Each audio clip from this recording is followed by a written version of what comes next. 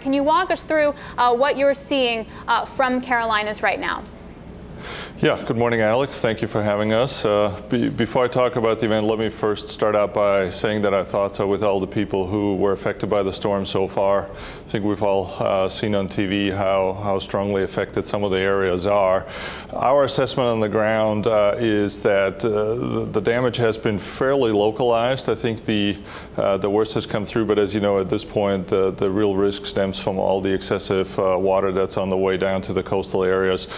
We have a couple of operations in the area that are mostly up and running as of this morning, so I think we have been a little bit on the fringe of where the path of the storm came through, but we're definitely on standby for everybody who's still experiencing power interruptions or needs help with their equipment. Yeah, it certainly feels right now, Norbert, like there's going to be a need for an awful lot of generators down there. What's your experience in prior storms? I mean, there's no two that are the same, but what is your experience in terms of the peak need for generators?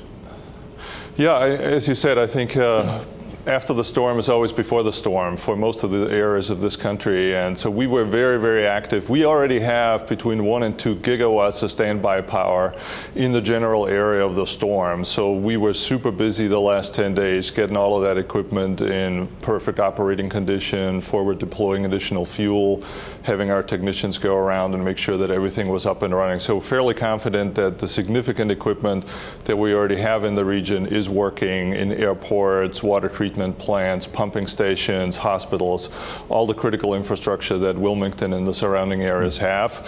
Going forward, in terms of demand now, we typically see a 2 to 6 month window where people draw their lessons and rethink their emergency plans and invest in additional standby backup structure that they may not have right now. So for us, it's going to be quite busy helping businesses think through what they want to have in the future. Yeah, to piggyback off of what David was asking, what was your experience with the storm in Houston last year and how that affected your business there for generators? And what's the read-through then for what you're seeing in the Carolinas?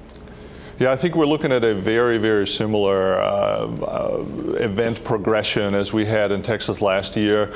I think the opportunity for us is really helping customers assess what they might want to do to further fail-safe their systems.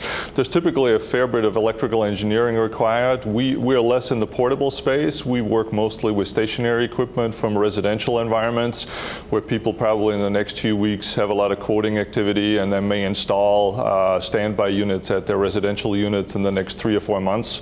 So we'll definitely see, just like we did in Texas, a big bubble there. And then the commercial and industrial customers, typically it takes a little bit longer. These applications are a bit more complicated.